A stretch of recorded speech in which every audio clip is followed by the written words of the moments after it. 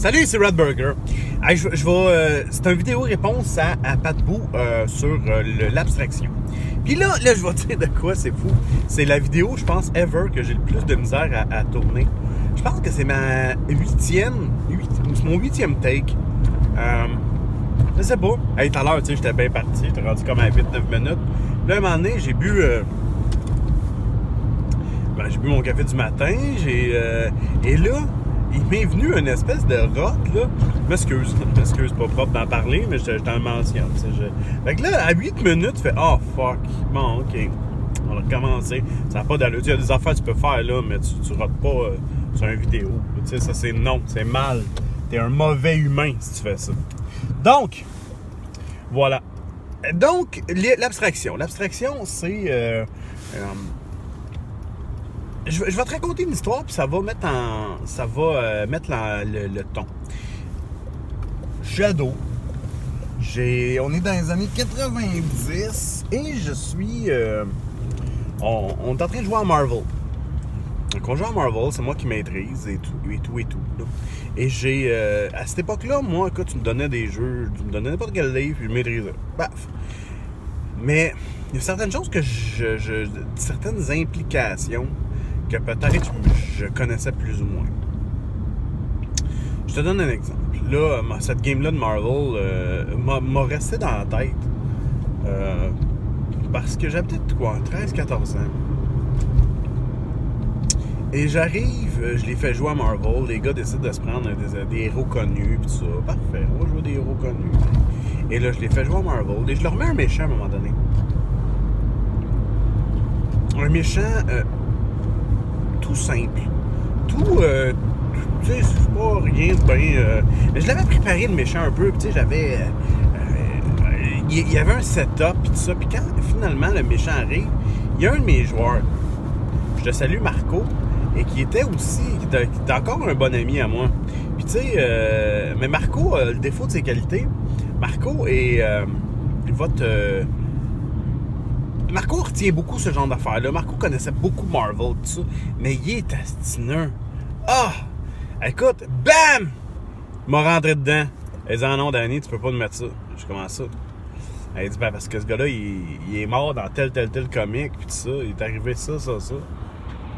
Écoute, et en une fraction de seconde, il a résumé ce que moi, là, je redoute le plus. C'était anodin, mais ça venait complètement de... Puis je sais pas à quel point les joueurs ici, ça les importe ce genre de détails-là, mais moi, en tant que maître, flamme, j'ai plus jamais maîtrisé en Marvel. Et c'est au cœur du stress que j'ai. Stress, c'est un grand mot, là, on s'entend que je fais juste éviter ce genre de situation-là maintenant, parce que je sais que ça me vire à l'envers, puis ça me fait complètement perdre le goût à partir. C'est pas quelque chose de réfléchi, c'est quelque chose d'émotif, c'est quelque chose d'instinctif. Tu me scrapes ma game, carrément. Peut-être pas face à tout le monde, mais dans mon cœur, là, paf, tout est à terre. Moi, je suis plus capable, là, tu viens carrément de m'enlever ce que... tu viens de m'enlever le fun.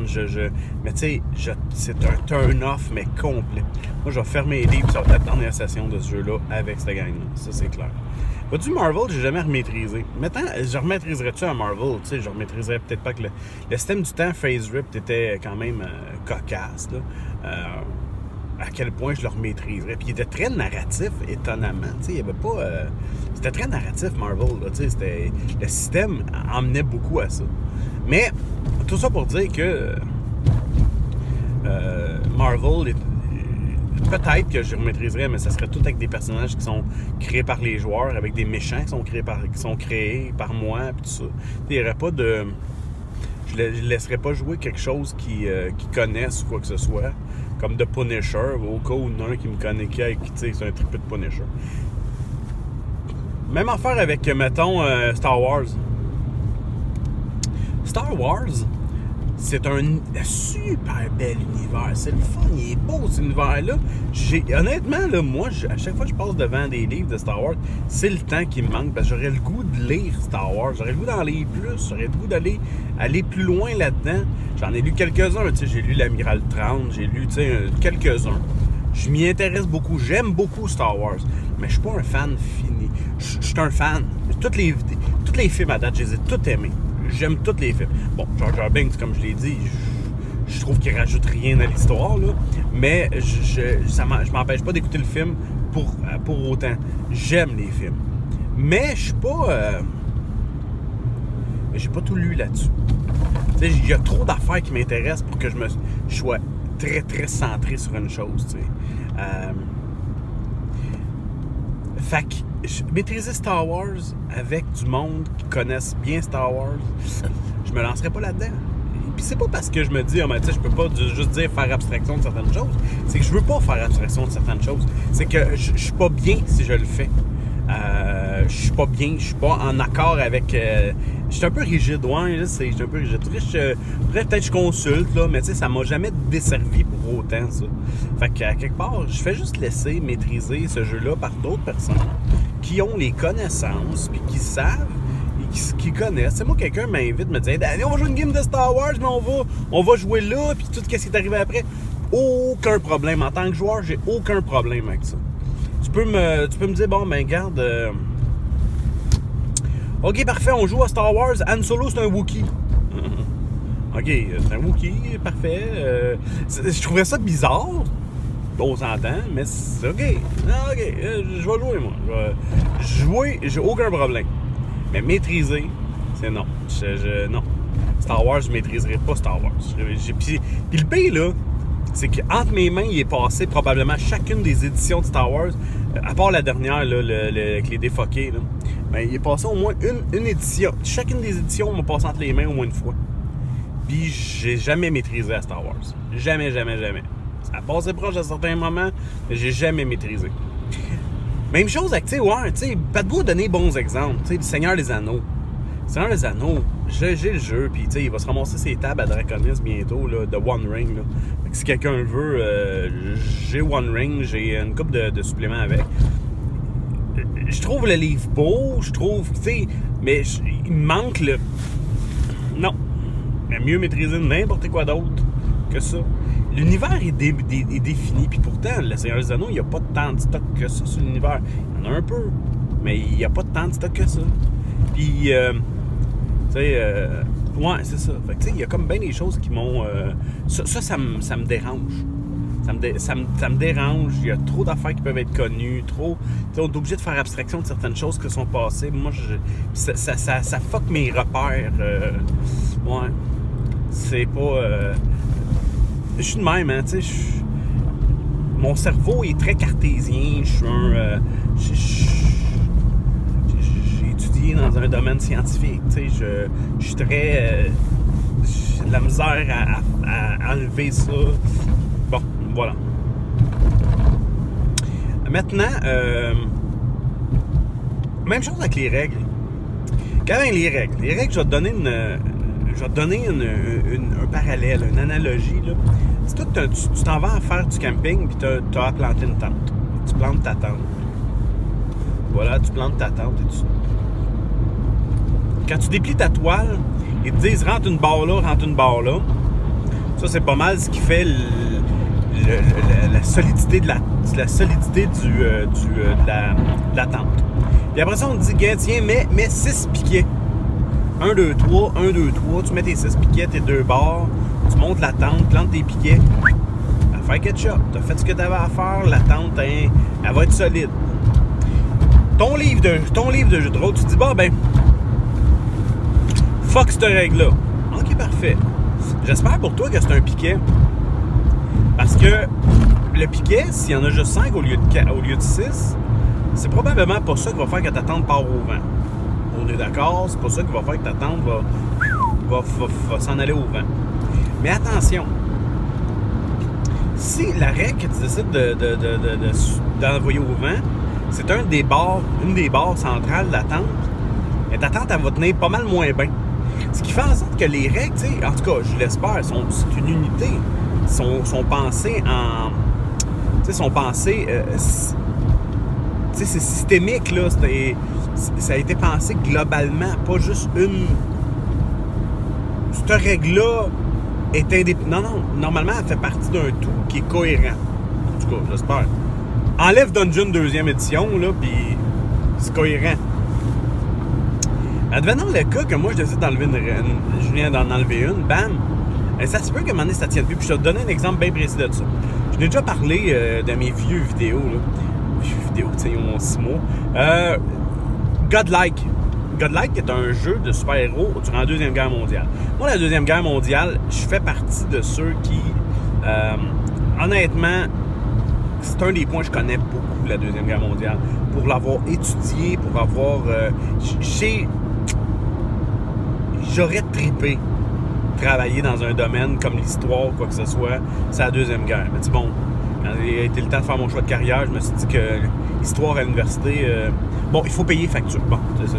Fait que donc, non, je suis pas allé en histoire, mais c'est un point qui m'aurait fait tripper. J'aurais capoté faire histoire à l'université. Mais tout ça pour dire que la Deuxième Guerre, c'est un des points qui m'intéresse beaucoup. Puis je m'y connais pas mal, je pense. Fait que je fais jouer Godlike et tout ça, puis là, on essaie d'amener... moi, j'essaie d'amener une véracité historique là-dedans. Puis ça se tient bien. Mon histoire a bien été, puis tout ça. Le problème, c'était les règles. Les règles, moi, j'ai toujours... À partir de la première édition qui est sortie comme en 99, le jeu m'a toujours intéressé, mais la règle m'a tout le temps... Ça a été, excuse le terme, là, mais un pain in the ass. Là. Ce One Roll Engine-là a jamais été... Je l'ai jamais aimé. Tu sais, je dis pas... Il y a sûrement du monde, tu sais, comme Null Inquisitor en avait parlé. Lui, il est capable de la moduler, il est capable de faire les choses avec, tu sais, il est capable, il l'aime. Moi, ça a toujours... Écoute, sérieusement, là, elle m'a toujours rentré dedans, cette règle-là. Je l'ai toujours détestée pour mourir. Fait que ce qui fait en sorte que moi, cette règle, ces règles, tout ce qui a tendance, tout ce qui est rapport avec One Roll Engine, je l'ai eu pour mourir. Fait que j'avais modifié certaines choses. Ah, tiens, ça sera pas nécessairement juste tout le même rôle de dés parce que c'est moins fluide, parce que c'est ci, parce que c'est ça. Fait que finalement, il va y avoir une petite initiative, voir ci, voir ça. J'ai rajouté une coupe de cossins. Ce qui fait en sorte que le jeu tenait plus pas en tout à la fin. Écoute, sérieusement, là, les pouvoirs qui étaient basés sur des dés et tout ça. Tu sais, ouais, tu sais, puis c'est ça. Tu sais, il y a des choses, faire abstraction. Moi, ça, vois-tu, là, ça a comme... J'aurais dû utiliser juste ce setting-là avec un système générique de super-héros, tu sais, autre chose, m'aurait plus servi. J'aurais transposé ce système-là sur ce setting-là sur un autre système de jeu. Puis ça aurait fait de la job. C'est comme, mettons, Mutant and Mastermind, qui a l'air d'être assez drillé pour les super-héros, qui a l'air d'être bien fait. Ou même, à la limite, t'aurais pu jouer un PBTA avec ça, ça aurait pu faire la job, tu sais. Bon.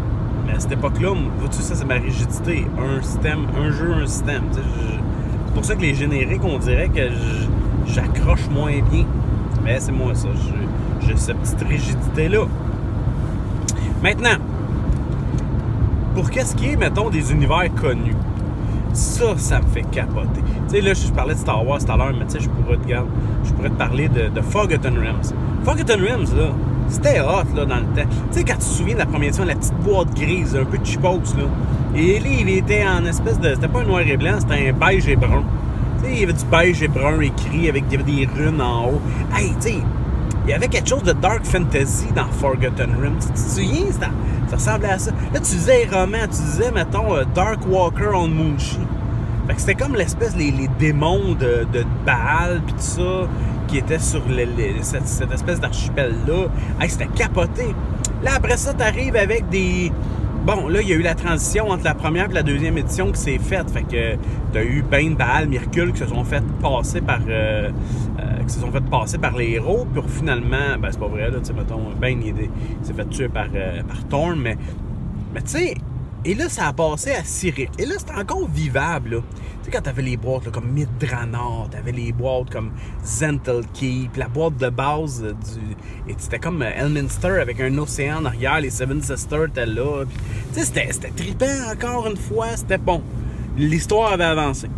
Et là, il y a eu tellement de romans. Dritz, je sais pas qu'est-ce qui se passe avec lui. J'ai arrêté, j'ai lancé la serviette parce que tellement, tu sais, il y en a trop, là. Il est rendu, je sais pas où, je sais pas qu'est-ce qu'il fait. Je pense qu'il est devenu une femme à barbe dans un cirque, à Valleyfield. Fait qu'en tout cas, lui, il est comme rendu... il y en a eu trop de romans, il y a eu beaucoup de romans, beaucoup de stock qui a été dit sur lui. Ce qui fait en sorte qu'aujourd'hui, j'étais un peu mêlé par rapport à ça. Et là, quand la 3e édition est sortie, avec l'histoire refaite de la 3e édition, moi, ça a comme foin. J'ai complètement déchanté de ça. Et là, j'avais un joueur qui lisait aussi toutes les bêtes, ce qui fait en sorte que lui, j'avais comme plus de surprise à y donner. J'avais plus rien à le surprendre. Tu sais, lui, il venait jouer, il était au courant de tout, puis pire, il vendait mes punchs. Mais tu sais, pas le fun, là. Tu sais, moi, en tout cas, ça me fait... Tu sais, il y a du monde, ça me dérange pas, moi. Ben non, moi, ça me dérange. C'est pour ça que j'aime ça aller chercher des univers un peu particuliers. Voilà. Même chose avec les univers trop joués, tu sais, comme Pathfinder, Golarion. Tu sais, Golarion, là, tout le monde, tu sais, il y en a tellement. Tu sais, on s'entend, cet univers-là, c'est un match and pack d'un paquet d'affaires qui se tiennent plus ou moins ensemble, tu sais. Fait que ça, moi, ça m'a jamais fait triper, il faut le dire. Là. Mais, tu sais, là, encore une fois, ça va créer la même affaire. Ben du monde vont s'y intéresser, ben du monde vont tout connaître là-dessus. Ce qui fait en sorte que, j'arrive à ma conclusion. Ce qui fait en sorte que moi, j'aime jouer à des jeux qui sont un peu plus univers sombres. Tu sais, comme, mettons, Esteren. Je prévois le faire jouer éventuellement. Esteren, là, c'est sombre. C'est inconnu un peu. Ça laisse beaucoup de latitude à ton jeu, à qu'est-ce que tu veux emmener là. Là, je suis en train de me préparer à jouer à Dead Genesis. C'est un des prochains jeux que je vais maîtriser.